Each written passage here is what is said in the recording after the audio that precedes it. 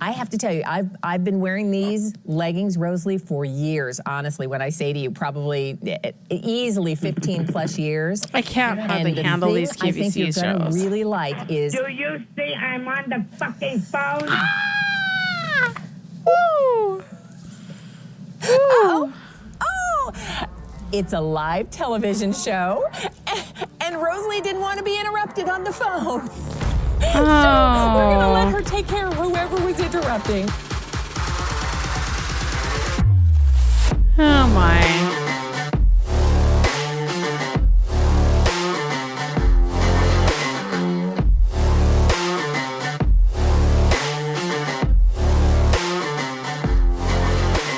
I think excited is the word. I'm still, Grease is the word. Grease, the words That you heard. Something. Rest in peace, fuck. Olivia Newton-John. Rest Yeah, in right. peace. So here we are. We're gonna do another podcast. Oh my God. We're gonna start out. My name is Nancy. I want to start just like the script says. My name is Nancy. My name is Juan Pierre. Why is your name Juan Pablo? No, it's Juan Pierre. It's always been Juan Pierre. I want to be you to be Juan Pablo. I'm gonna be Juan Pablo. Pablo. So we just It's Juan Pierre. we just had a little bit of a discussion about an upcoming reboot of the movie The Naked Gun, That's so stupid. which is going to star I'm really disappointed on it. Liam Neeson in the Leslie Nielsen role of who would you reference earlier? Don't get your Neesons and Nielsens fucked up. Yeah, totally. Neesons and Nielsens. Frank Durbin, was that the character you said? The main character. Main character. So I think, I honestly, has Liam Neeson ever been in a comedy? He's usually just a really dark, imposing figure. He was always running after somebody that got fucking kidnapped from his family. Well, yeah. And it's usually the same person. I mean, he's supposed to be some tough guy going after and fucking kicking ass and taking names. Do your due diligence at home, and these people would not get fucking snatched in the first place. Yeah, true. Think of all the time we fucking save. Have you Jesus. seen the skit he did on Buy a lock for your fucking door. Have you seen the skit he did on Colbert with the Easter Bunny skit? No, I'm not. Oh, it's pretty funny. It's pretty funny. That's a good one. I'm going to be honest. I'm not a huge Liam Neeson fan, but I think I like the fact that he doesn't take himself very seriously. You know, I liked him in the War of the Stars. well, Schindler's List, of course. I didn't say Schindler's List. No, but I've never seen the War of the Stars, so I mentioned Schindler's List. Sure you have. No, I haven't. Yeah, you have. Star Wars. Oh, don't do that to me. The War of the Stars, that could actually be a real movie. It was. Stop. Da, Okay. da, da, da, da, da. Yeah, okay. Qui-Gon. Yeah, you're right. He's good. He's good as Qui-Gon. I think Qui-Gon Jinn? I think Qui-Gon is a transformer. I think he was Qui-Gon. It's Qui-Gon Jinn, right? That's his Qui-Gon. character name's Qui-Gon. Qui-Gon. Qui. Not Guy or Squy. I said Qui. Guy, but you first said Qui-Gon. No, I said Qui-Gon. I First guess you said I guess Qui-Gon. we'll listen to it in the replay. Like a transformer. I guess we'll listen to it in the replay. Jeez. Yeah. Transformers. More than meets the eye. Speaking of which, Transformers 1. What about all Yeah, that the action? prequel. We're going to have a prequel, and it's animated. And I had to bring up the fact that there's not going to be any people in it. And I hadn't even thought about it. Blew You your mentioned that, mind. and I was like, oh my God, it's going to be awesome. Yeah, there's not going to be any people in it. It's just going to all be mech, which is going to be interesting. Or tech. I'm going to go with mech on this one. Dog's like, Mech I want or to track tech. more dirty poo in your Mech house. Or tech. It's not poo. Well, whatever. It's dirt. It is dirt. Dog just went in your room, so just FYI. It is. It's dirt. That's all it is dirt. So what are you queuing up here? Because it's been raining QVC? out there. You've been really focused on QVC. What's going on air No, I mattress just, failure? Oh, this could be funny. This could be funny. And these are these. I remember when we had pups. We've lost our dogs in the past couple of years, but we used to always. Oh, an air mattress? I bet the fucker must break. Air bed because it works. You know, I've been noticing a lot of people watch QVC and oh, there it goes. One time when maybe don't go on it with you. Oh no! Now we're gonna end up on. Okay. Oh. Okay, that one was kind That's of pretty funny. That was kind of funny, but this is. How did we get to that? What are we doing here? I don't know, but this is the fun. This is the funniest one here. Why are we watching ladies shows about leggings? No, it just came up. QVC's cussing collar blooper. Yes. Fast And I forward don't get there. a chance to order too much or shop because I live on an island in South Jersey, Okay. and there's hardly any I stores think she around lives here. by Culver's. So I watch your program to order my clothes.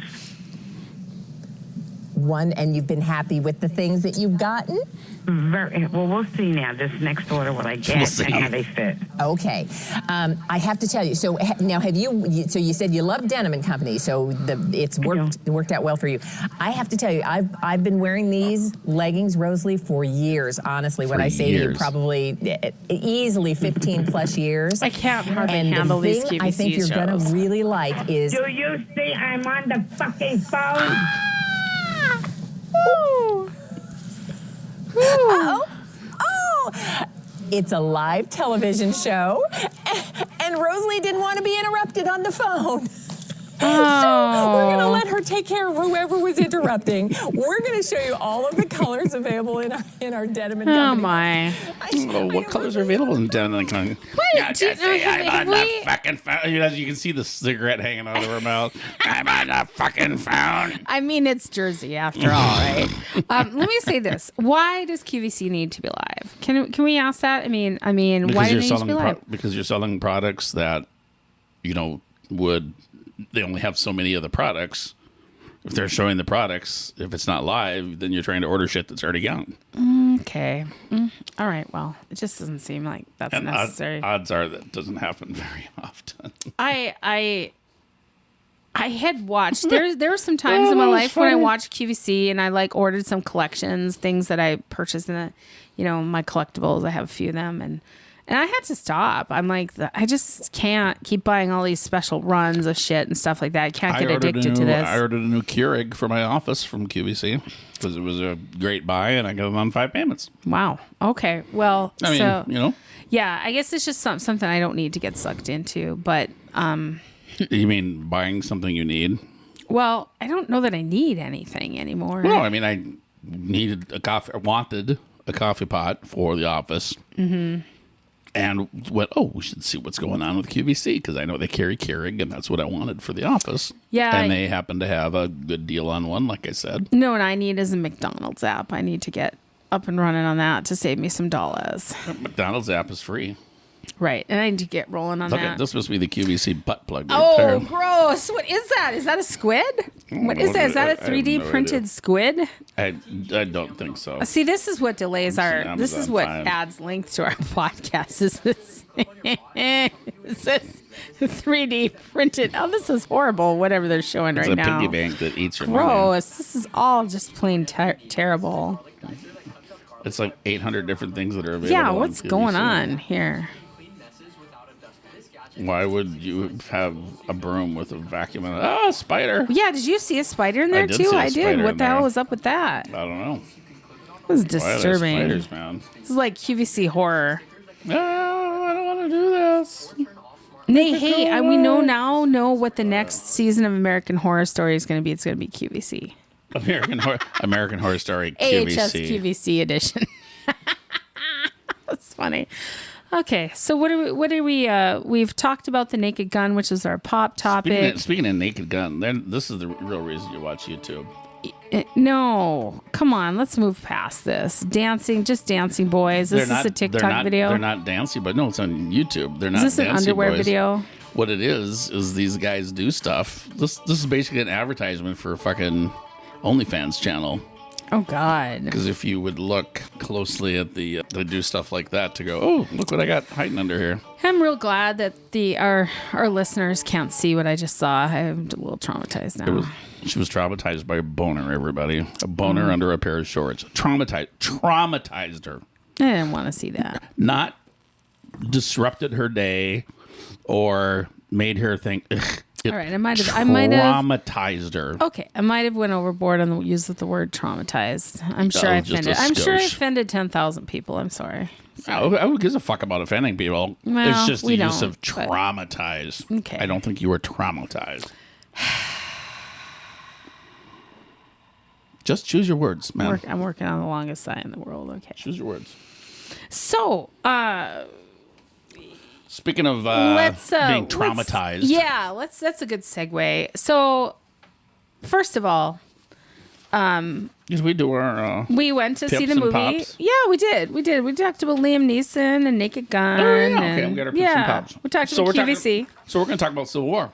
Yes, the movie Civil War, not the actual Civil War, which Correct. I think, we need to make a distinction that this isn't about. The actual Civil War is old news. This is about, really, they might have said Cold War. Might have been a better word for this what? movie, Cold War. They were dropping bombs on each other. That's not a Cold War. Okay, all right, whatever. Cold War is literally the opposite of that, where you're afraid they're going to drop bombs because of the amount of bombs you have. Right, and it was happening. So, Of course, more gunfire than anything else. I want to set up.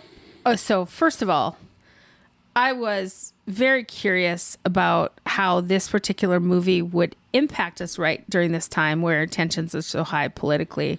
Do you feel like it did in any way, shape, or form? Do I feel like it impacted anything? Yeah. Do you think it No. impacted? No. No. Which is sad because it should have. A movie like this should impact the way people think. Well, I mean, maybe. Because I feel like it just came off as just another movie in the theater, right? No, no. You kind of changed that mid sentence. You said, "Did it impact us?" And then when I said no, you said, "That's too bad. I think it should impact the way people think." Oh, all right, maybe. Okay, so they were. I mean, so to me, did it impact me? Do I think it impacted people, like their daily lives, how they go about doing things and all that kind of stuff? No. Did it maybe impact some people as far as how they think, or maybe did it give them something to think about? Quite possibly. Well, it should give everyone something to think about. It should get everybody a little bit of a pause Or it should. to think about, Yeah. Where for are we going? whatever reason, about, what things could be like if whatever foundation was laid down there that would cause this country to want to tear itself apart. And that's what any good This is- dystopian movie should do, is make people think about an alternate future. And we don't want that to happen. So what do we do to stop that? Every future would be alternate, unless you That's can tell true. the future. It's true. But I mean, like, we have an ideal. We have a current we would present. say a dystopian future We where have a things aren't utopian hunky-dory. ideal. Yeah, and we have a dystopia that we could move towards, so. Right. And I think, so what I have, like, these are not, I'm going to list some general criticisms of the movie that have been set out there by movie reviewers. This is not necessarily my opinion. So this is the general criticisms I think we're going to And play there were off of. plenty of things that were wrong with this movie. Yeah, we'll get into all that. So number one, not giving us a rationale for what is going on, leaving it up to the audience interpretation, which is apparently what Alex Garland, the director, likes to do. He leaves his movies up to interpretation. So am I supposed to comment after each one, or am I supposed to wait? How long is your list? Well, it's like 5 things. So, but you can comment. No, you rattle through all 5 of them, and then we'll rewind. Oh, How's that sound? no. Let's stop at each one of them first. So what do you think about that statement? Do you think... Well, I think it's an empty statement because it doesn't make sense. What? What doesn't make sense? Say it one more time. So Alex Garland has... Say the statement. Read the statement as you did. Please. Not giving us a rationale for what is going on in the movie, leaving it up to audience interpretation. It's a civil fucking war. That's what's going on in the movie. How could you not think anything else? It's a civil war. Yeah, it's a civil war. Okay, so you're taking it as there was a rationale. There was a rationale. Not telling us what's going on in the movie. It's a civil war. It's fucking obvious. I think it's obvious too. That was one of the criticisms. They didn't say why there was a civil war, or how long the civil war has been going on, or what caused the civil war, or all that kind of stuff. So yeah, none of that stuff is ever brought up. Yeah. So so if you need to be spoon fed that stuff, that's fine. But if that is the quote, if that is a quote that you took, saying, and I'm assuming it is, because you usually don't falter with stuff like that. You're spot on things. No, I do my research. I know. And that's what I'm saying. So if somebody's bitch was not telling us, what's going on, Einstein, it's a fucking civil war in the movie. Go figure. Right.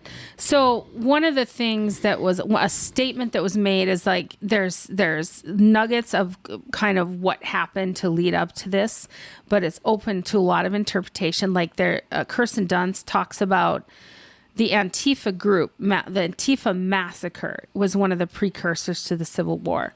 So the interpretation was the Antifa group massacred, or did the group conduct a massacre? We don't know. We don't know. So that's the only thing we hear that's even slightly political. A fight against fascism. They talk about that, which is rolled into the Antifa stuff. Well, I mean, that's literally what Antifa is anti-fascist, which people don't realize. People don't realize what fascism is anymore. People think that Antifa, for everybody that has a fucking, something stuck in their craw, and they are anti-Antifa. Usually it's right-wingers that have fucking Antifa did this. Oh, really? So you're right-wing and you are pro-fascism, evidently, because it's a group on its foundation that is against fascism at their core. And what's interesting is not what they do or how they get there. The right is supposed to be anti-fascism. Well, but the extreme right becomes that's the brown shirts. Yeah. So that, of course, they fucking have a bug up their butt about that. But... So a number 2 criticism of the movie, a director from the UK speaking to U.S. business. And he does not seem to understand how the White House works, especially in the end of the movie. Because really, my biggest concern about Civil War was how it ended. It kind of almost ended like, we talked about Snake Plissken in another one of our podcasts. It ended a little bit like Escape from New York, the way they pulled the president out, and some of that just didn't quite frankly make sense because he would have been in a bunker hiding. Exactly. I mean, I suppose that's what they're talking about. He doesn't know how the White House works. He doesn't know how the White House works. It was obviously odd that the president was still parked in the Oval Office, and not in the bunker. So even his secret security guys streaming out in those limos and just getting blown up. That just seemed really dumb. Like, of course you're going to get blown up. There's tanks out here. There's gunfire. And you're just driving into that in a limo, basically a stretch limo. That was really bad. Those aren't any stretch limos, though, either. I mean, they're designed to withstand quite the amount of artillery but getting thrown at them. You get my gist. I do, absolutely. Because that was super bad. Yeah, I mean, it was stupid that they had limos just head out. They were trying to be either cannon fodder or a distraction or whatever it was. You would think the limos would be going out there to try to be a distraction while the president would get into the bunker under the White House. And there's also, everybody knows there's also tunnels running in and out of that fucking thing too. So they could have taken a tunnel. I mean, one other thing I heard was if Bill Clinton could get a cheeseburger without anybody knowing, then you'd have another president would be able to get out. And did you see? And I agree with that. I mean, did that's you not see all the takeout boxes that were in that room? Well, at that point, I suppose. I noticed a lot of takeout. But it doesn't. It doesn't fare well for maybe the movie making environment that they're trying to do. So another criticism of him being a UK director, the Texas-California alliance does not make much sense for the United States. For the movie, it totally makes sense. Tell me how. I'm curious about this. Because he was trying to make it apolitical. Yeah. It has nothing to do with him being a fucking UK guy or not. It said from the outset that he didn't want it to be a left versus right U.S. political movie. So if you take one of the biggest lefty states and one of the biggest righty states and have them actually being on the same side in the movie, then, it makes it really difficult to say, this is a lefty movie trying to go after Trump, or this is a righty movie trying to go after whoever. Right. I mean, you have states in the movie that you're like, okay, you can't ever imagine them fucking getting together to, secede and be on the same side of anything. So then you think, wow, then something else must have really occurred previously. to cause this whole thing, a meltdown where states seceded and went to civil war. And you could say he shoots himself in the foot because we don't ever know what that is, because that is never said. We just know that states are together fighting a civil war who you would never imagine would probably be together. Yeah. And that was, an effort to keep it from being a left-right U.S. political thing, according to the director, who's also the writer. To segue into that, New People's Army in Florida never really seen. They never really pop up as actors, as players in this movie. They're just they're on the map. New People's Army is across the north, if I recall. It's the Florida one. It's the Florida. What is it like when people come together? The Florida. Shit, no, I forgot. Alliance, the Florida Alliance. Right. Yeah, the New People's Army is where we are. Yeah, so North Dakota gets rolled into. We're not on the side of the government. No, we're not. We're basically with the Western Alliance. And that would never happen. Our state would be totally on the side of whatever Republican was in power. And that's ridiculous. See, that's another thing. If it were to be a current U.S. left-right conservative liberal thing. Right.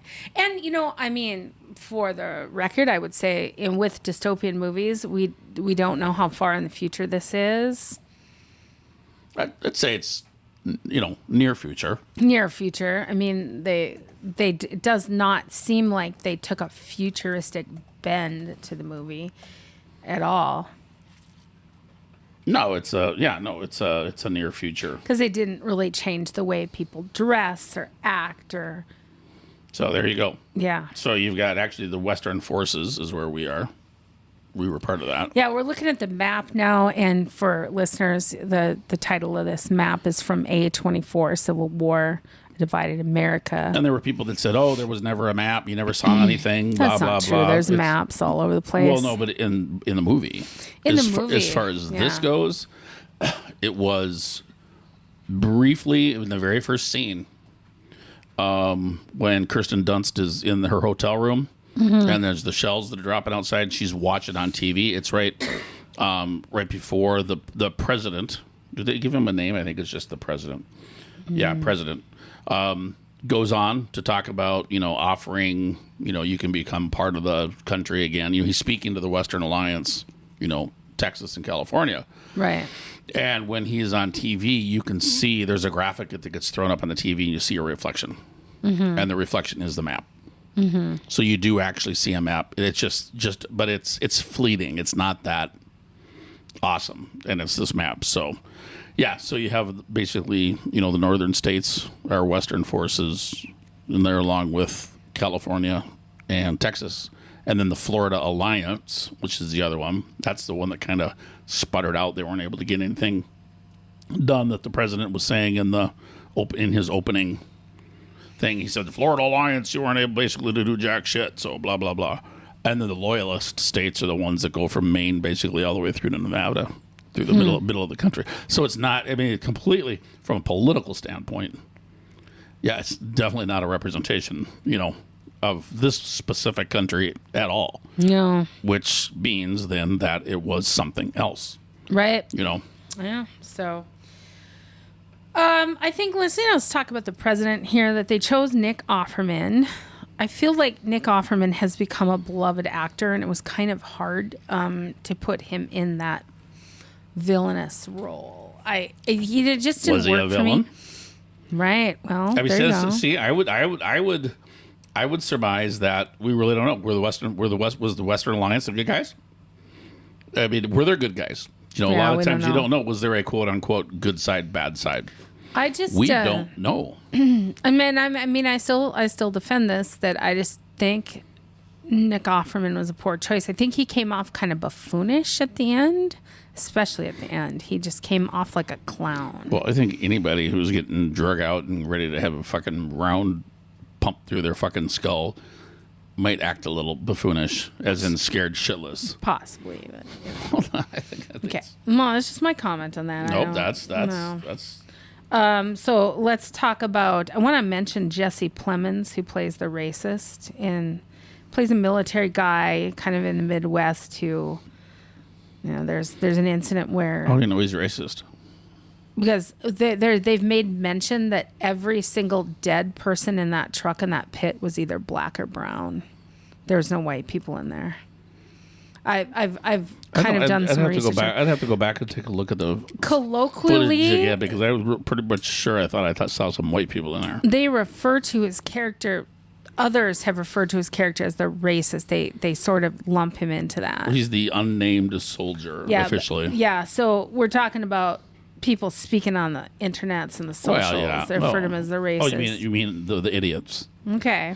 Well, I'm just saying. So I just want to say that he is Kirsten Dunst's husband, and he stepped into the role. Really? Yes, I didn't know that. I did not know. He stepped into the role when the original actor. Listen to this. So the original actor playing that character stepped out of the role. And they were kind of in a lurch because they were filming. Like, this guy stepped out right before the filming day. Like, dun-dun-dun-dun. Well, dun-dun-dun-dun. And Kirsten Dunst said, hey, my husband is in town watching our kids while I film. How about he plays the role? And they're like, okay. That's how they got Jesse Plemons. No shit. Yeah. That's nuts. I did not know that. That is how they got him. And it was unplanned. He just stepped in. It was a small part. They're like, you can do this in one day of shooting. Oh, yeah, absolutely. And then they actually are also saying that the other really, really amazing choice for this movie were those cheap red sunglasses he wore. They really popped. They made it just... It made him sinister. It made it that much freakier. So what I find interesting is how many people reference. Did you ever? Okay, so you didn't watch Breaking Bad. I didn't watch Breaking Bad. Yeah, no. see, and that's the thing that compounds the whole fucking thing. Because if you are a Breaking Bad aficionado and you watched that show and you watched Jesse Plemons in there, he was such a detached psycho, calm, cool. Yeah. Collected. Well, that's how he is in this role. Fucking-cotic. Yeah. And, I mean, as soon as I saw him, he didn't get the first 3 words out of his mouth. I mean, I'd seen the previews and everything, right? Everybody has. And when he first started talking, I was taken back to that and how the fucking murderous shit that he did in that TV show. And I got chills. I got fucking chills from it. Yeah, I think some of the segues people have made, the segues to him being a racist, is also related to what he says. What kind of American are you? But see, that doesn't. See, and I get what you're saying. Is that well, what's coming? Well, he shoots the Asian guys once they said they're from Hong Kong. He is. I go back to the map because if you look at what we were talking about with the where did my map go? When they were saying, where he was saying, where are you from? Where are you from? And one of them, I can't remember. So the Wagner Moura, the guy was, Kirsten Dunst is like talking when Kirsten Dunst, when he said that, what kind of American are you? Where are you from? And Kirsten Dunst said to Kaylee, just tell him. She's like, well, I'm from Colorado. Well, Colorado is. Yep. Colorado is one of the loyalist states, right? But Missouri isn't. Yeah, it is. It's Colorado.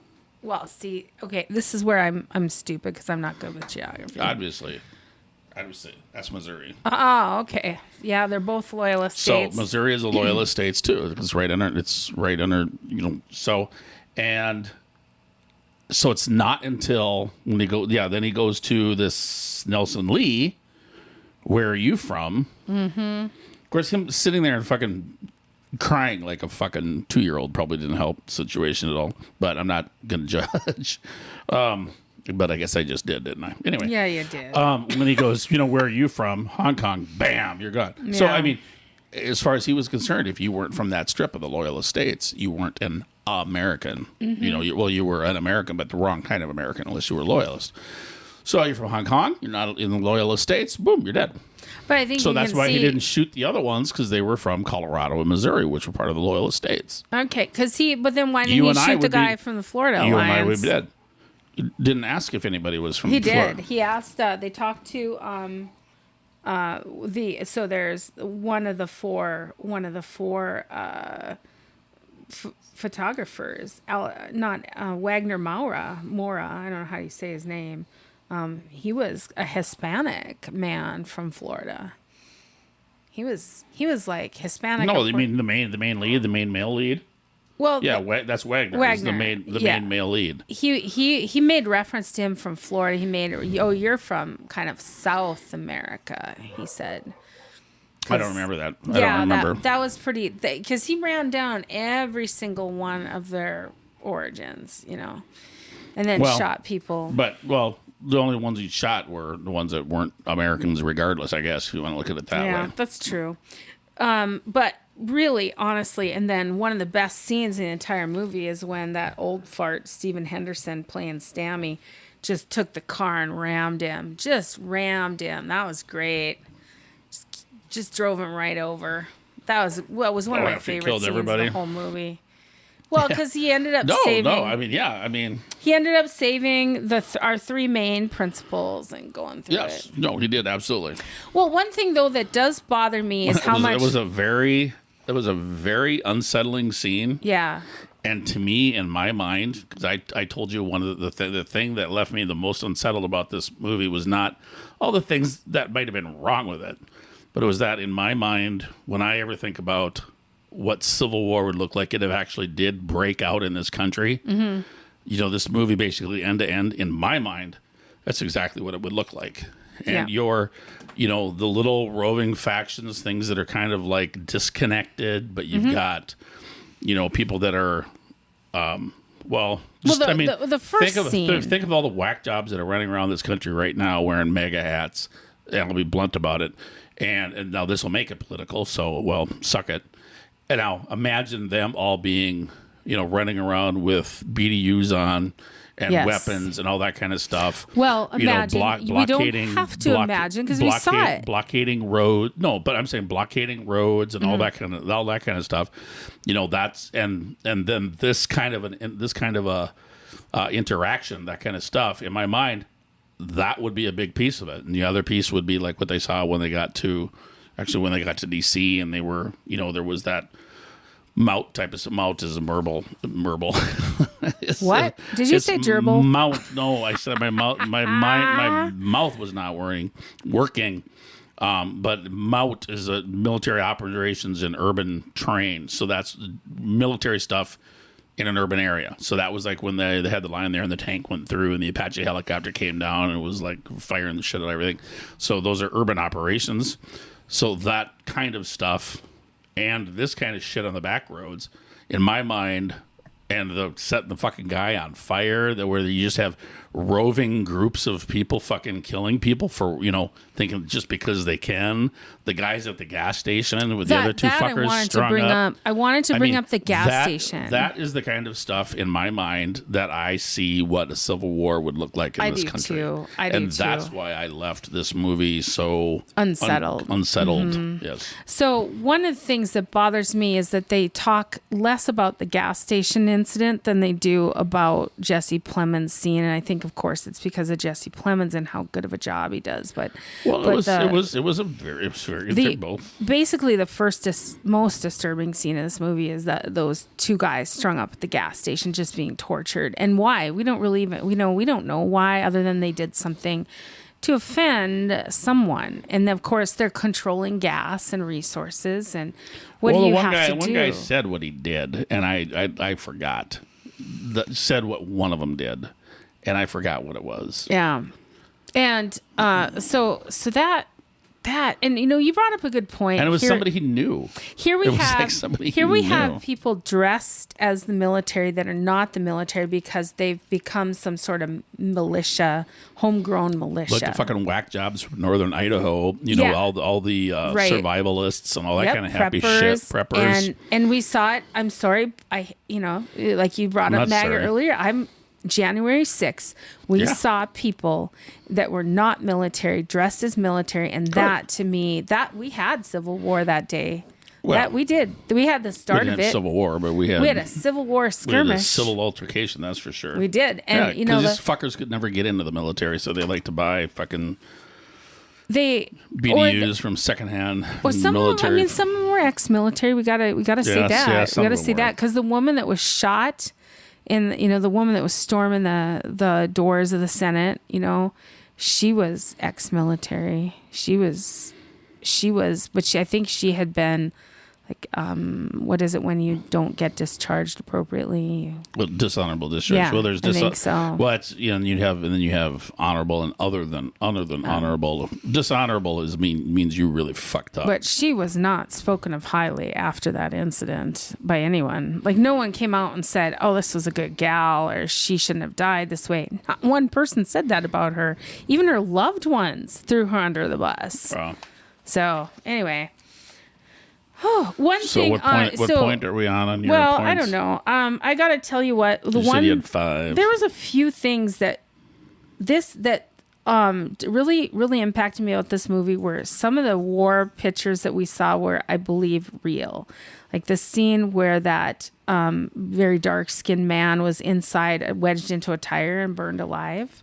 Do you remember that scene? Yeah, that's one of the things I talked about. I said you have groups that are running around and doing stuff like that. I don't think so. I think that was all done for the movie. Oh, you think so? Yeah. I think that was real. Yeah. I'm afraid that was real. But see, I don't know whether it was real or not, so it's kind of frustrating. Also, this movie, a lot of people don't talk about it, but the signs of post-traumatic stress and depression that can come from this constant exposure to death and destruction, you could really see it on their faces and the way they acted throughout the movie. If you don't understand what PTSD looks like, if you don't understand what the trauma, just imagery trauma can bring over long periods of time. But if you studied those things, you could see all the actors really played it out well in various stages. Like the young girl, she does a good job with how would a first person war photographer react to all this? She does a great job with this. How would a veteran like Sammy and Kirsten Dunst's character look at it at the end of their careers? And then the guy from Florida, he almost had a gleeful way of doing it, so you could tell he wasn't maybe as burned out as the others. But it was really interesting how they played that out. Or he dealt with it differently, where he compartmentalized stuff and just kind of shut it off. He could have, that might be the way he's gotten through it, is by, pretending like it's all a game. Well, he showed various ways of dealing with it too. They're all valid ways of dealing with that stuff. I'm just saying people deal with stuff differently, and they did. They were all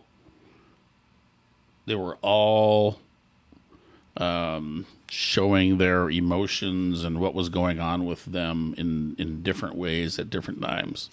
So one of the questions I had for you as a ex-military person was, How did all the war stuff look? How did all the equipment and what they were doing to mobilize at the end at the base camp? And what do you think about all that? Was that good? Was it bad? First, I could be a dick and say retired military, not ex-military. Sorry. Well, you say whatever you want. I don't know. I'm just being a dick. Well, that's a valid point. You're retired military. So, as somebody who formerly was 37 years in the Army, what now? What was the question? Well, how did the military come off, and was it an accurate portrayal of them? Oh, there were definitely some problems as far as some things they showed. Nothing that would make it. Was you losing something over there? I'm fine. Nothing. There was nothing. Okay, you got. This is where Split Ends and I differ, because she has all of 0 seconds in the military. Sure. So for anybody who's like, oh, and her thing that I had to fucking shut her off when I heard this. We both love her. I like watching her. But when I heard her talking about how, they weren't using robots and they weren't using all the high tech, this, that, and the other, and then this wasn't happening and that was happening. I'm like, bitch, you've never fucking been in a war zone. And yes, depending on what's going on, like they may, if they have. The robots are used for clearing things, helping to clear buildings, or clearing where if they think there are explosives somewhere where they can send the robots in, and the individual is still controlling the robot, and they try to clear places or spaces that would be too dangerous for a person to go in. But you got to have the fucking thing. Sure. And not every unit has them. And frankly, in a perfect world, if you would, where your military structure is in place, those robots and all that kind of stuff, that's going to be part of it. That's going to be part of a unit or a team that's specifically designed to go in and take care of explosives and all that kind of stuff. What was the movie with what's his name? That helps me a lot. Yeah, what's the name from the movie from the Avengers movies? Hawkeye. Yeah. What was the movie? The movie that kind of really kickstarted his career was a movie where he was a demolitions expert or a demolitions guy in Iraq. I don't even know what you're talking about. I'm trying to think of what the movie was. I have no idea what you're talking about. I'm sorry. That's really what kickstarted his career. Okay, see, now I gotta... Oh, geez. Okay. Do you remember what his real name is? No, I don't even know what you're talking about. No, do you remember what his real name is? I'm asking you. So Jeremy Renner? There you go. You got that. Wow. I was pulling some, man. I tell you what, that was a stretch. I don't know how I did that. I need to look it up. Hurt Locker. I never saw Hurt Locker. Oh, okay. So Hurt Locker is him. That's really what launched his career, as far as I'm aware of. And yeah, I mean, he did... That's what he was. He's one of the guys that dressed up in those fucking bomb suits where you could literally go in as a person and disarm this shit. And if they would blow up, you still kind of had a chance of surviving. Mm-hmm. These huge fucking suits with these, I mean, they look ridiculous. Anyway, he was a demolitions guy. And anyway, so there was a story about all of that stuff. Anyway, so that's the kind of unit that would have the robot that would go do this and all that kind of jazz. So not every frontline infantry unit is going to have robots they can just fucking send all over the place, especially in a Civil War where you have no idea what you've got. I mean, there's all kinds of shit equipment-wise that you might on paper are authorized to have. You might be authorized to have 15 fucking robots, but guess how many you have? 0. Right. It's called authorized and on hand. Gotcha. If you look at a hand receipt, and so the on hand piece, especially in the Civil War, who the fuck knows? So yeah, this stuff exists, but you got this fucking curly, dried out hair bitch. I'm sorry. It just, oh God, it fucking irked me when I hear her yapping about how dried out hair, curly, no. Fucking, what the fuck is her name? Frizzy hair. Frizzy. Well, split ends. We call her split ends. I mean, I'm just getting more pissed off thinking about it. We use code for her because we don't want to hurt her feelings. Right. And, whatever. I'd like to talk to her about her fucking face to face. But it's this thing, she's like saying, oh, they should have robots, and oh my God, they're fighting this war like it's World War II, and they have just people that are just slogging it out on the streets. It's like, guess what, bitch?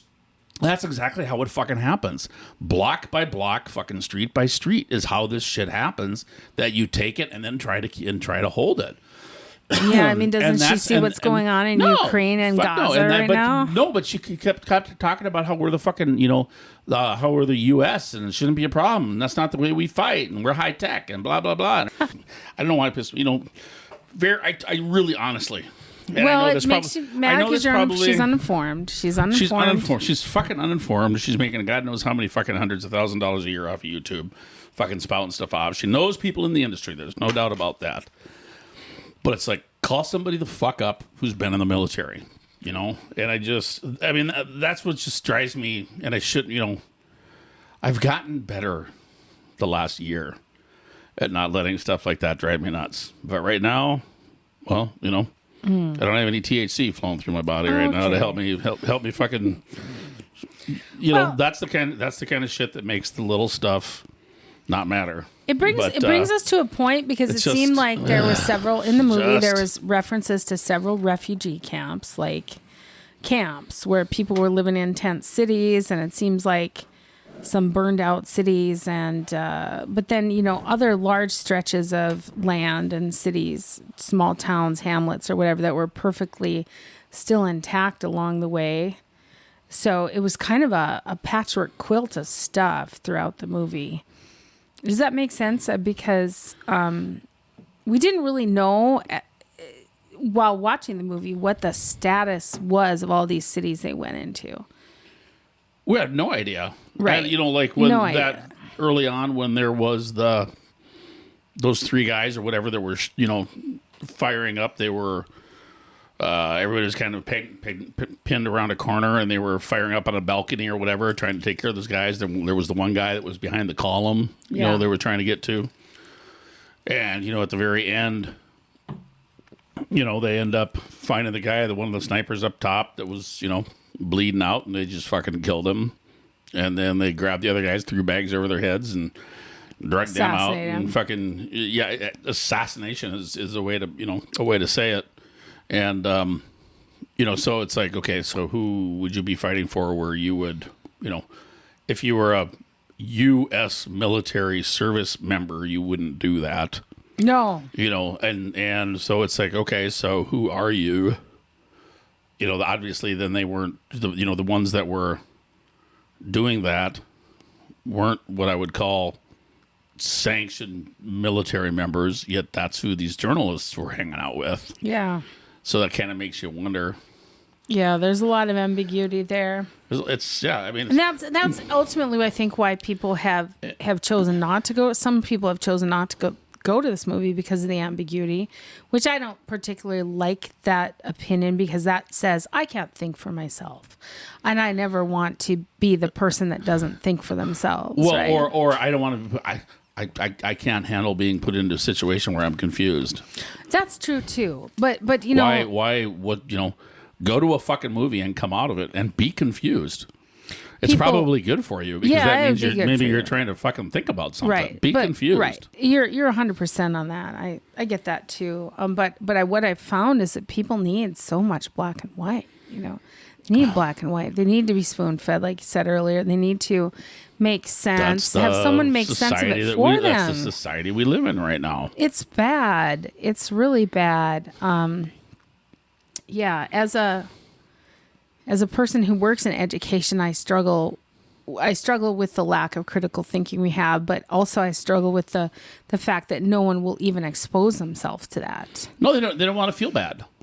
No, and God, this is the same thing about stuff. Nobody wants to, and that's why you have all these fuckers that can't handle critical race theory, which is not taught in any school. It's not. It is not not taught in any fucking school in the United States, but they can't handle the thought of what it means, because it means that it's might make me as a white person feel icky about myself, because white people have done some seriously fucked up stuff over the years. Right. Mm-hmm. That's all it does. All it does is expose the fucking truth to history. Right. And why shouldn't we see the truth? Well, what's the whole deal? If you don't, otherwise you're going to repeat it, right? I mean, that's what you're always. It bothers me to know that some of the textbooks that I read growing up as a child that were given to me by an educational system did not speak the truth. That bothers me. You're right. Yeah. I would have wanted to know the truth from day one. Nope. I don't want to literally whitewash it. I don't want to, as a 50-year-old person, have to unlearn things. That's not. I mean, I'm open to unlearning them, but it's not fair that I have to. I should have been told the truth. Yeah, you should have been told the truth. Well, should have been told the truth. And because I hear some stuff about this, that's not going to make me feel any fucking worse about myself. If that makes you feel bad about yourself, learning about some of the shit that white people have done to other people in historically, wow, then you've got some fucking deeper problems as far as I'm concerned. It's not going to make me feel bad. It's only going to make me feel bad about myself if I propagate it.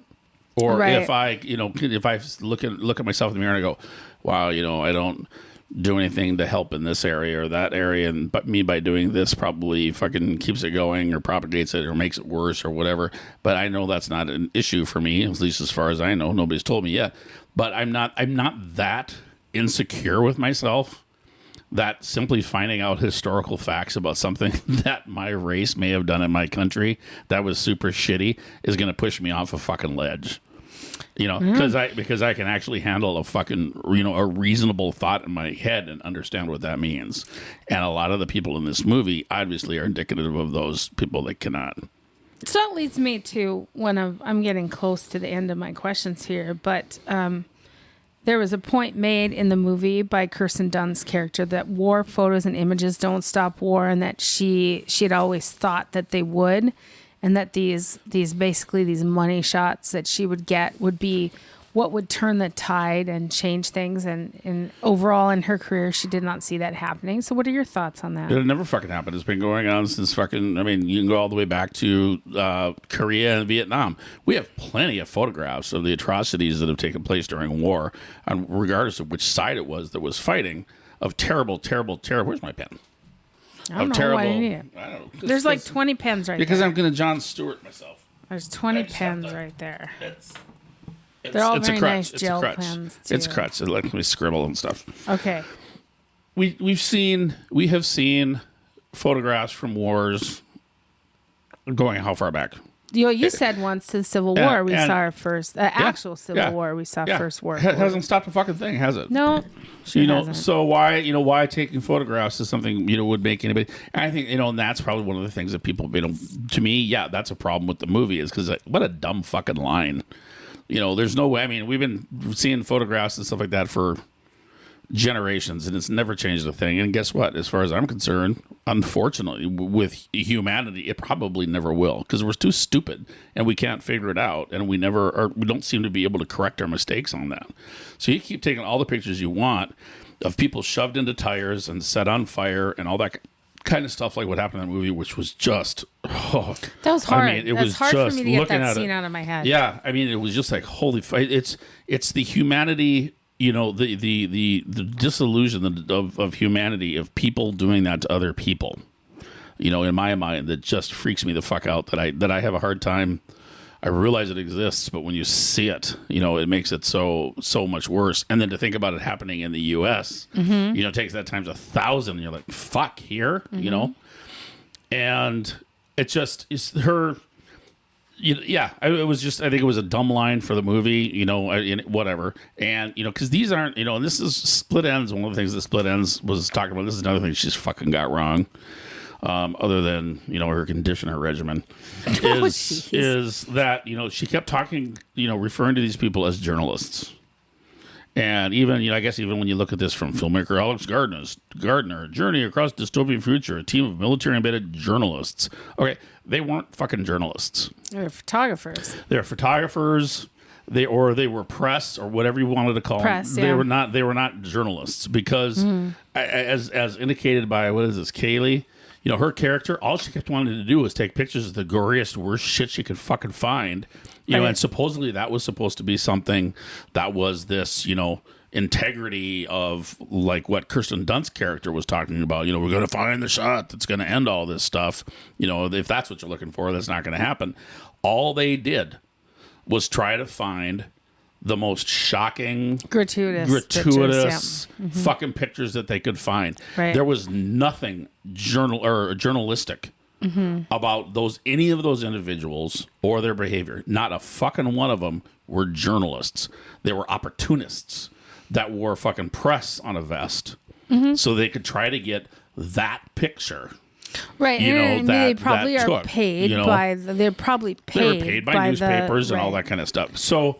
As evidenced by the very first motivation for them to go to travel to the president and interview him. That was journalistic because he was going to do an interview. Yeah, Wagner. Or his character Joel. He wanted to do an interview, but everybody else was there for fucking photographs. So they were not journalists, and that was one of the things Split Ends was bitching about was like journalists, blah blah blah. And I agree with her on the fact that they shouldn't be, a real journalist would not be doing that. That's not what a journalist would be doing. That's a press monkey that wanted a fucking picture that got their name got their name published. That's what they would be doing. And she was conflating the fact, calling them journalists and saying that she thought journalists doing this, that, and the other. And they weren't. There were no fucking journalists in that movie. Whatever you want to call it, they weren't journalists. But right, I will. Yeah, you're good. And that's me. That's me splitting hairs. I know that, and I'm fine with that. So one thing, I'm not as angry as Split Ends as you are, but one thing she brought up that I just didn't like at all is she stated that there might have been an allusion to a relationship between Kirsten Dunst's character Lee and the younger journalist or the younger photographer, Jesse. And I thought, you know what? Don't even bring what that you mean, up. like a mentor-mentee thing? No, like a romantic. Oh, for fuck's sake. No. And isn't that stupid? Are you sure that's what she meant? Yeah, I am, because she's You're alluding. positive. She's alluding to the scene in the boutique where they were trying on dresses, and she was alluding to a possible like flirtation there. And I'm like, give me a break. Oh my God! We cannot ship every human's possible. We can't ship humans all the time. This was a mentor-mentee relationship. This was Absolutely. a fangirl, maybe possible relationship. Total fangirl. But it was also just a human moment. Like she said, what, you can't even put a dress on? I mean, that's what it was. It was like, because she was so fucking jaded and walled off from everything else. I mean, we don't need to read anything into this. And we got to stop doing that as a society. Why is she? We got to stop like shipping every two humans we can possibly ship together. Yeah, that was. It's just stop. See, and I probably had shut it off by then because I was so pissed off at her fucking sitting up in her fucking New York fucking apartment trying to determine how it was that the U.S. military fights every fucking combat situation. Well, I can understand. That's why I shut it the fuck off. You So did. it probably happened after that. But so the thing that gets me though is that, and I will also say that I did not like the scene in that small town. They thought they could have done much more with that because it was an odd scene. See, and I disagree with you on that. I thought that was one of the better scenes. Really? You thought that was a better actually. scene? Okay. Just because the way it ended. Well, it's the way it would happen in North Dakota. Well, no, I mean with the snipers on the building. Yeah, snipers in the building. So you have what appears to be they go into this area and they really are kind of sticking their fingers in their ears, right, and going, la, la, la, la, la, la, nothing's happening here, right? And even the gal in the store said, when Joel's character goes, you realize there's a civil war going on, right? Oh yeah, well we just kind of like to let it, do our thing and whatever.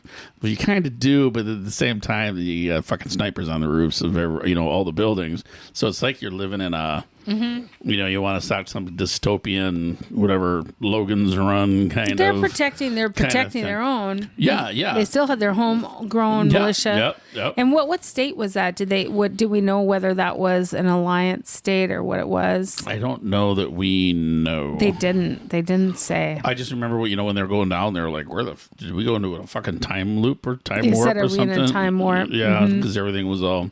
Yeah. And it would, I suppose, when you come out of multiple battle zones into some town or some area where they're all just, Well, I kind of feel like this happened in our own state when Craig Cobb tried to move into what was it, Leith, North Dakota, and Antler, North Dakota. Yeah, I remember And Leith. tried to set up his white supremacist commune type thing, and the city just said, fuck you. And they said, the city turned on him. The city basically drove him out. And I mean, I'd like to think that was a utopian version of what this, could end like. Yeah, I mean, the bad guys didn't win there. Well, Yeah. and you have, and we just to play devil's advocate, we don't know why they said no to him putting up. Well, we kind of do. There's a documentary on Leith, North Dakota. No, I'm just, well, you could have a documentary, but you still don't know if that really. There was one black man that lived in the town, and basically the community at Leith The trees said, I used in my backyard. the community at Leith said, Jesus, I forgot all that almost. we're not gonna bring anyone that's gonna hurt this man. That's how it started. But they also That's were really what the intent behind it was, The guns. as opposed to the guns were the second this, issue. This is getting too weird, and our town's going to get fucking blowed up over this. And Mm-hmm. regardless of why, if we just make that one guy go away, our town stays at peace. But at least they did that. Whether they liked him or not. I'm not judging that. I'm just saying it really. The underlying, the why. The real why, if right? that is the why. That's at all. least they did that. They did so it, though. I'm just saying that. I mean, Yep. it's not like we haven't seen this shit go down. It's happened. It's there. So Yep. So well. So my last talking point is, And I think you're going to be pissed off at this, but no sense given of what will happen when the president is overthrown. Is there an alternate government moving in? Because the movie didn't talk about any topic at all of succession of this person. Like what rolls in after they killed, because they killed the president. Yeah, they killed him. Because they had orders to when they get there. They killed the president, and there's absolutely their order was to not worry about taking him live. Right. So there's no sense of what is going to happen next, which I guess we don't have to know that. No. We don't have to know that, but that's sort of the dangling Chad that I would like to be dealt with. It's Dangling like Chad. Who's hanging out there? Because they never made Why? any. Why well, they though? never made any reference to an alternate party that would take over or They didn't. a successor or anything. So, Which is why there was no left right. You can't come at this saying it was the left that was coming in to take over Trump, or it was the right coming in to take over whoever. You know what I mean? As far as whoever those Western Alliance forces. I mean that's the point. the whole point of the movie, though, you don't know, is to not think about. I think personally, I don't think Alex Gardner, is that his name? Yep, Alex yep. Gardner. I don't think Or he Garland. wanted. Yeah, why am I calling him Gardner all of a sudden? Sorry, it's Alex Garland. I referenced him right first time, but Alex Garland doesn't want this to be a Trump argument. He doesn't want it to be a Trump argument. So at the end of the day, we can't just sit there and say, "Oh, this is about Trump." right? So you literally just answered your own question. Well, I know, but I would have liked within the movie there have been some reference to a person that would take over, because it's just the way they left it hanging is just like we're governmentless you have now. to understand. Well, you have to understand. I mean, look at it from this perspective: is that what we did know about the movie was that this was a president in his third term. Right, that's all we know. So we already know the Constitution's He gone. stayed in power. He wasn't supposed Constitution is gone. to. True. Yep. So anything constitutionally Rule of law is that gone. Anything constitutionally that would have removed him from office physically because of trying to overstay his welcome is gone. So that means likely any Congress gone. You know, Capitol Hill Police. Obviously, it was just. Oh, they're all it was, dead. That was Secret Service. It was his Secret Service that was in charge. So it obviously had turned into. I say obviously, it from the way it was depicted, it appears as though it had become a dictatorship. Yeah. Although he said president, was a president in third term. There is no fucking third term. So what likely, unless you're a governor who had the opportunity to get a third term and he didn't take it. So likely when that's one I like that one there. Our governor, think about that. Our own governor. I'm just thinking back to that. Our own governor had an opportunity to take a third term and he didn't take it. No, because he's going to be one of Trump's bitches. Well, yeah. If Trump gets back in, that's the whole reason. But still, isn't that stupid? No, well, I mean, it depends upon if you're playing the long game or not. So as far as any kind of, who would be coming in after, likely as far as in that particularly established government, nobody. This would be where you would have somebody either from the military coming in, from those Western forces. And I would think that there wouldn't be a Western forces like a general or somebody coming in. If the way this movie played out, that kind of seems like it played out, you had a dictator that wouldn't leave office. That was in his third term, right? We can only assume. You can assume he was in his third term because he was become a dictator, or you can assume he was in his third term because everything else around fell apart, and for some reason or other Congress said, no, we need you in there for a third term, and there would still be a Congress there. So you've got two ways of looking at it. There's still a Congress trying to follow the Constitution and everything, but has him in there because they're trying to keep the country together. So they passed an amendment. Or you got the other one where the president is a dictator and there is no more Congress, and you've got your Western Alliance forces coming in to try to get him out of there. Well, either way, the Western Alliance forces are coming in, right? So those Western Alliance forces coming in are either the quote-unquote bad guys, and they're rumbling through, and Congress and everybody's going to get fucked because they're probably all going to get shot because each of the bad guys, right, coming in. Or there is no Congress and anything left over, And you've got what are the forces, the Western Alliance, that are the constitutional forces that want to reestablish all this stuff coming in, which means that they would be should be following civilian leadership.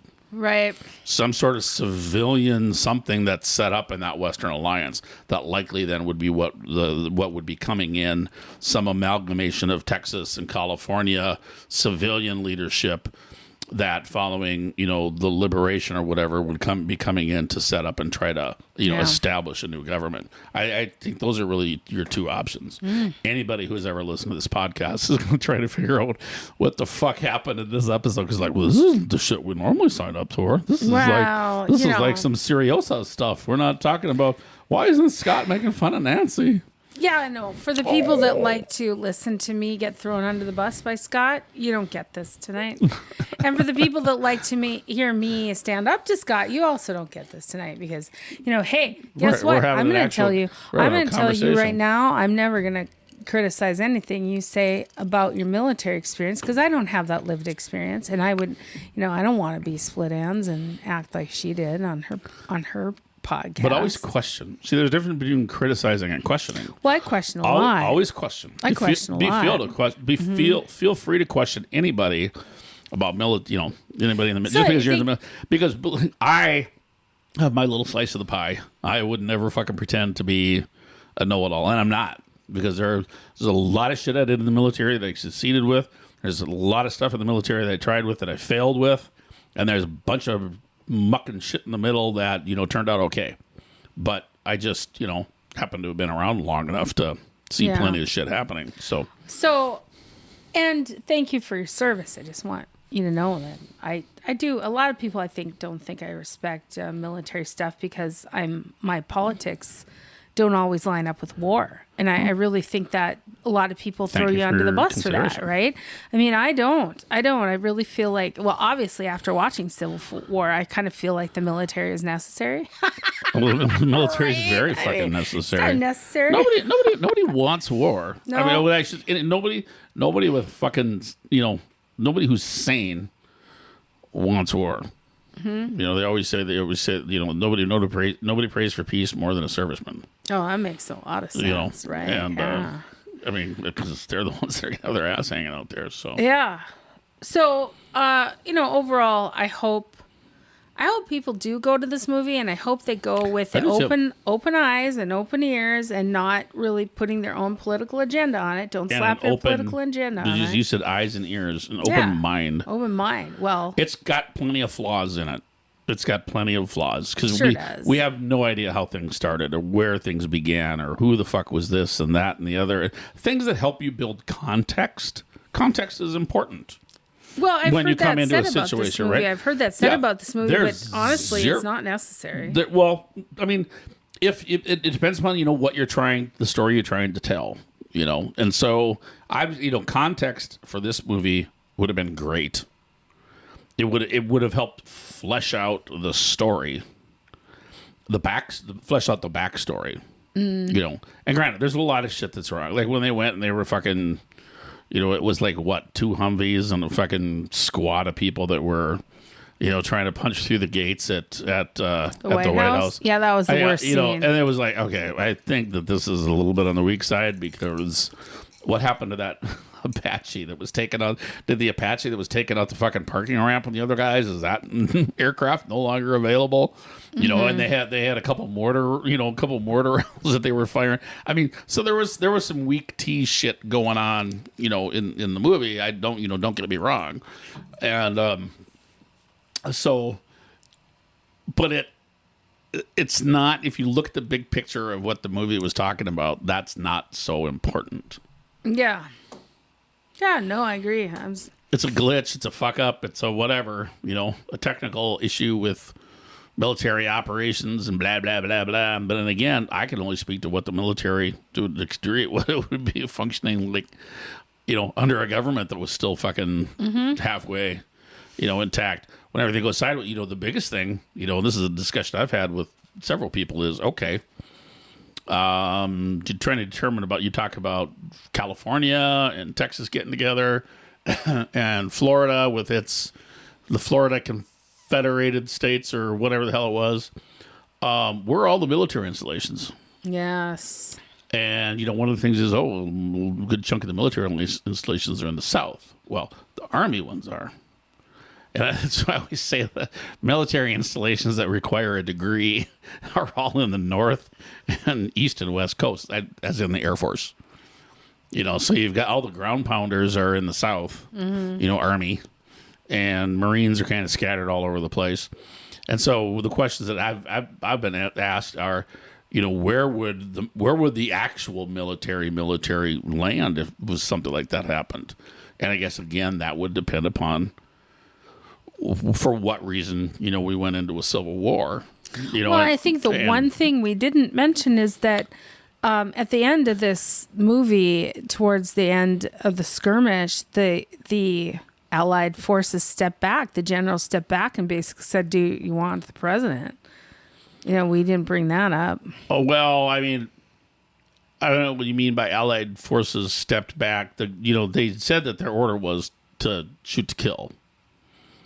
And take them out. Yeah, from their directive, from this Western Alliance, their directive was fucking take them out.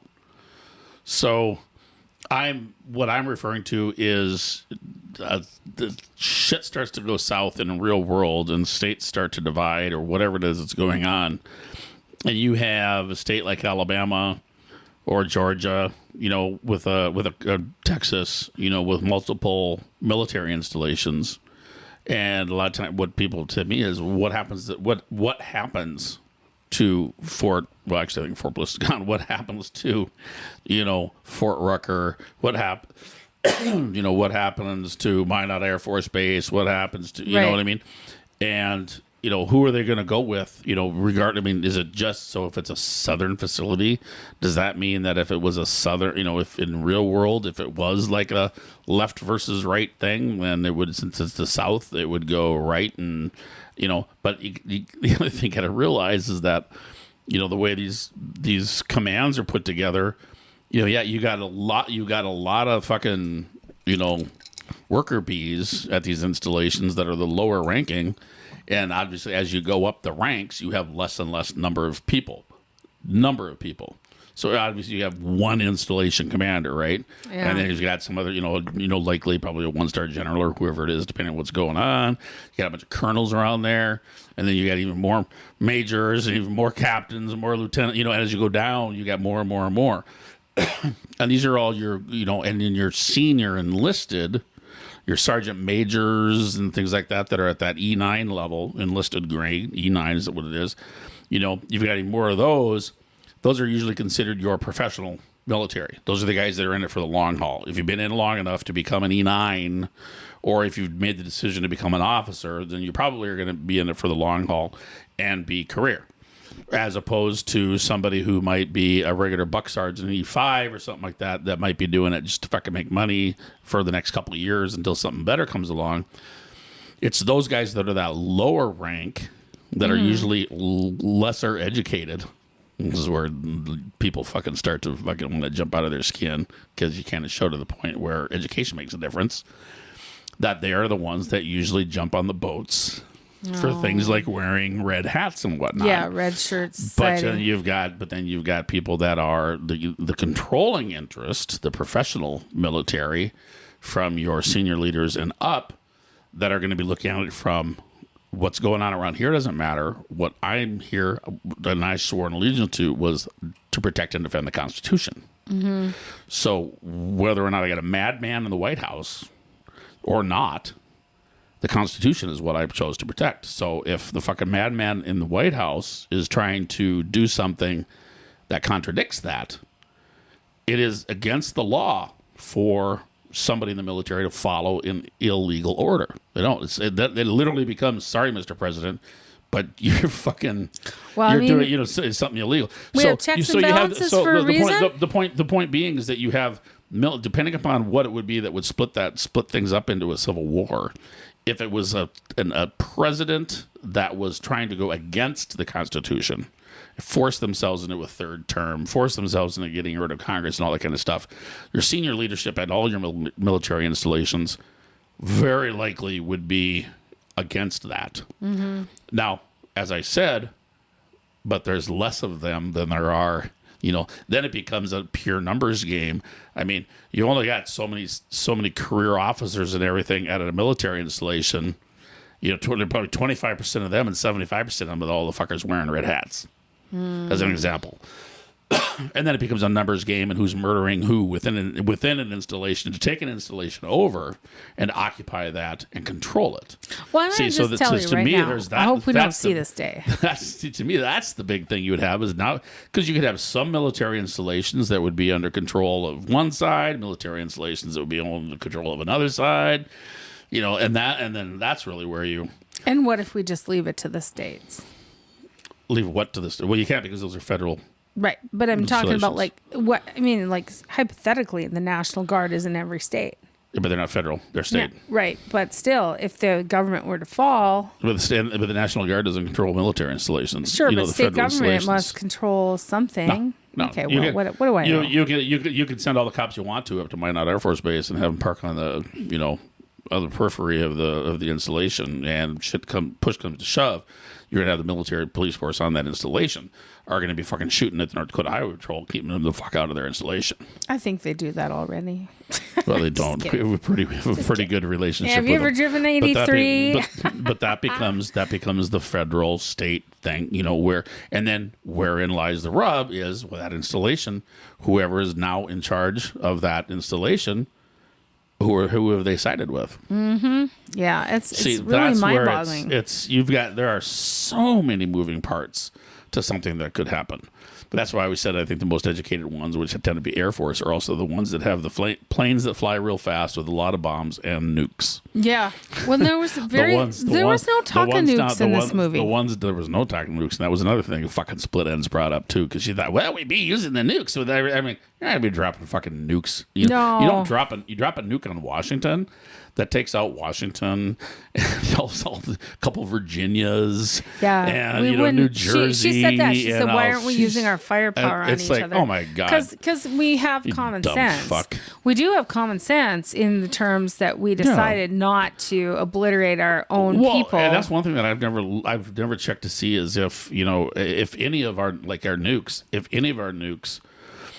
are even capable of, they're intercontinental ballistic missiles, not intracontinent. Intra would be within the U.S. I know what that means. Well, no, but we have some users that might not. So inter means away. So I don't know that any of ours would even accept a reprogram to say, shoot from Minot and land in Atlanta. Right, I get it. Or if it even could, I don't know, so I'm not going to pretend to know. Cooler heads have prevailed in this instance. Yeah, so it's just quite frankly easier to shoot the president. It's the end of the day. It's easier to shoot the president. Yeah. So there's just so much to think. Oh my god, there was so much to go around. Yeah. All I know is when push comes to shove, I'm going to be with whoever lets me fucking fly again. Oh, well, there we go. Well, probably at this point if we reach this point in society, every pilot is going to be necessary. So you're going to be seeing some action. Yeah. So, so that pretty much sums up what I wanted to say about this movie. I hope people watch it and go in with an open mind and really think about the way we run democracy is a good way, and we should be preserving it. We don't want what happens in this movie to happen in real life. We just don't. And it probably is a bit of a bummer that we don't know how they got there. But I don't know that is critical to the movie. Doesn't matter to the movie. Yeah, no. I have no issue with that. In fact, I had no issue with that going in. Me either. How they got there doesn't matter because you can get there 50 fucking ways from Sunday.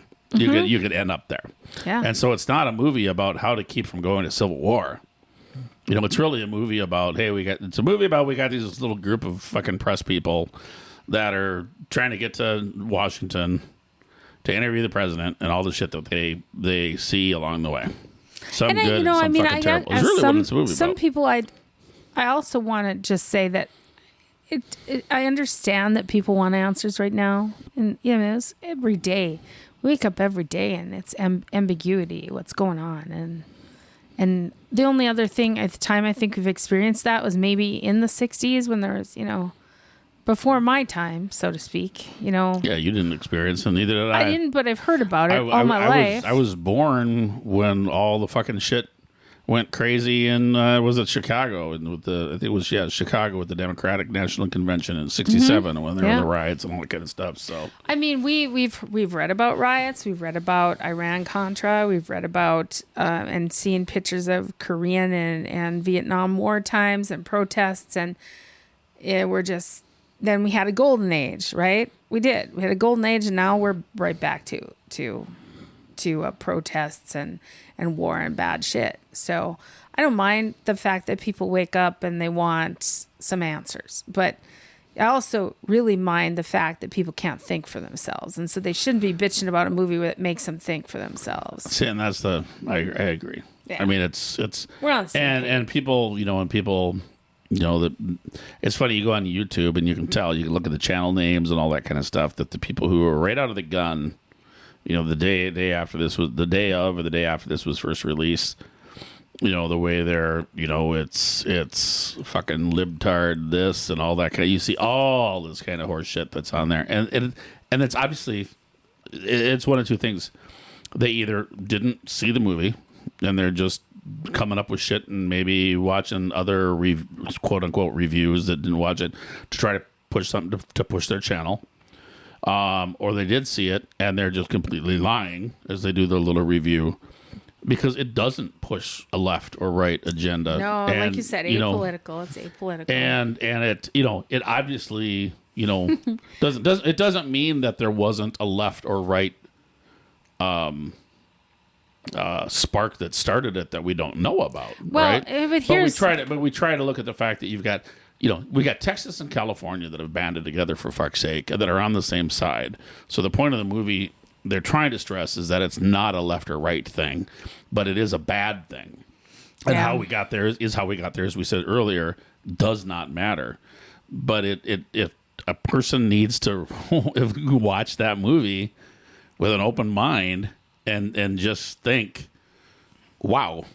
Well, you just pointed it out. Watch it with an open mind. The trouble is, open mind doesn't exist anymore, and people are they're into tribalism, and they're into their camps and their teams, and regardless, they can sit there and watch this movie and they can say, "Oh, you're throwing a political party under the bus," because that's their perception, and they can't get past that. They can't look down ballot and like how we did with how they worded the Antifa thing. All they can hear is Antifa. Get it? I mean, that's the way I get it. And it was very carefully worded. You have no idea which way it was. It was either Antifa got fucking bombed the fuck out, or Antifa did some serious fucking ass kicking somewhere. But you don't know. It was whatever just anyone's personal opinion is, it's going to imprint on those lines. Were you? I was surprised. I was trying to decide when we went to the movie, because you and I went to it together. And one of the things that I watched, I don't want to say I was concerned about, but I was very observant of, were the other individuals that were in the movie theater. Oh, I didn't. They didn't smell bad. It wasn't like a Batman movie. Oh, you was going to say, so you mean they weren't a bunch of... It wasn't a DC so movie. It wasn't a DC, that's exactly right. There was a lot of males, white males. Yeah, there was a lot of white males in the room. It wasn't a DC movie. They didn't smell bad. So they weren't Batman fans. I mean, I noticed the gender difference in the movie theater. Well, and supposedly that's the, and from other stuff that I've seen, even with Split Ends, the breakdown of the initial first weekend and whatnot, it was like mostly white males and blah, blah, blah. And anyway, but I was curious to see, number one, who was going to be in the theater. Mm-hmm. And number two, how they would react at various, not knowing nothing about the movie myself. I was just curious about how, as different things unfolded, whatever that might be, how would whoever it is that's in the theater react to these various things? What did you notice? I noticed nothing. I know, I didn't either. There was pretty much, it was, the theater was pretty much silent through the whole fucking movie. Yeah, except us. We were loud. Well, we're always loud. You're always loud. We were loud. You are always loud. We were loud. So the theater was pretty silent. And then even after, when the movie finished, there wasn't any like fuck that or fuck this or you know what I mean. There wasn't. I didn't hear any. Yeah. I didn't hear anything. People very. You seem to be there was some conversations and blah blah blah, and people kind of got up and left, and I was surprised because I just because of where we are. I was curious about how that was gonna. I was kind of waiting for a fuck that meltdown. Yeah, what the fuck? Yeah, I mean, but there were, like even during the movie and whatnot, and there was none of that. Yeah, I've seen more reactions in Marvel movies and DC movies than in that movie, which is kind of sad when you think about it. Well, but for this movie, it's actually I think kind of good. I hope so. Because to me, that kind of hints to the fact that the people that were there were actually there for the movie and regardless of who they were. I think because there were a lot of guys in that theater. It was predominantly white male. That I could have easily seen wearing a fucking MAGA hat any day of the fucking week. I mean, there were a lot of guys that had that kind of, just had that look. Well, and if anybody has an issue with that, just go to YouTube, search MAGA, and look at some fucking videos and that look, Well, I'll tell you where I saw the most MAGA shirts I've ever seen in my life was at the Kid Rock concert at the fair a few years ago. That doesn't surprise me. That was some of the worst I've ever seen in regards to like racist shirts. That's a direct result of Kid Rock, so that's different though. So it is. Yeah. So I was surprised. Yeah. So I guess that was. I didn't profile them too badly because they didn't smell. You're like, so you're not a Batman fan. Well, it's just, you know what I'm talking about. I brought this up. There's a big difference between a Spider-Man fan and a Batman fan. I know there is, but I'm not going to go saying that. Well, I'll just keep I know plenty of right-wing people that shower daily that I disagree with. Batman fans, I'm going to tell you right now, I want you to use soap, please. Please. Well, we got to end this somehow, right? In the bat shower. The bat shower. I'd like to be in the bat shower with any Bruce Wayne ever. You slut. Any of the Bruce Waynes, I'll take in the bat shower. Well, I had to add that in. We got to throw in some lightness. Yeah, this has been a really this has been a deep one. It's been a deep one. We've never had a. Yeah, it's because we watched junk. This was not junk, right? Civil War is not this junk. This is a departure for us. Yeah, a little bit. Not too much though. Well, I mean, it's not a sci-fi movie. No. It's dystopian though. I wouldn't even it's dystopian, but it's not, there's not fucking aliens. There's no that kind of stuff. Well, was that a criticism too of Civil War? Is that people are saying it's not an action movie? Well, yeah, we talked about that. But you know what? It action as it needed to have. It is an action movie, and that was fucking another one of split ends. Goddamn thing, because she literally said that it was misrepresented, through the ad campaign. That this, somebody going into this was thinking they were going to see a war movie. And I think you very much did see a fucking war movie. And the fact that she doesn't equate an action movie to a war movie is weird. She's fucking retarded. I mean, don't use that word. Well, no, God. When I say something like that, I don't mean somebody who's actually mentally has an issue. That word is off limits. Well, no, not for somebody who is willfully ignorant. And that's what I mean. Okay, I'm throwing her under the bus. That's fine. No, that's fine. I'm just saying somebody who is willfully, thinks, that. She was pissed. She was pissed because there wasn't enough fucking death and fucking warmongering. There was and plenty shit of that. blowing up and all that kind of stuff. It was a war movie from somebody else's perspective. You know what? Other than shit blew up every 5 minutes in that movie. It was a war movie, and it wasn't from a military person's perspective. It was the war movie from a civilian's perspective that's trying to get from fucking point A to point B, hopefully to interview the president. So it's very much a war movie. Mm-hmm. Just it wasn't her. That's why she's fucking, gosh, pisses me off sometimes. I generally like her, but unfortunately for our listeners right now, I'm gonna sign up as one of her fucking people. So our listeners right now are probably thinking, "Gee, they talk about the split ends gal a lot. We don't know who she is."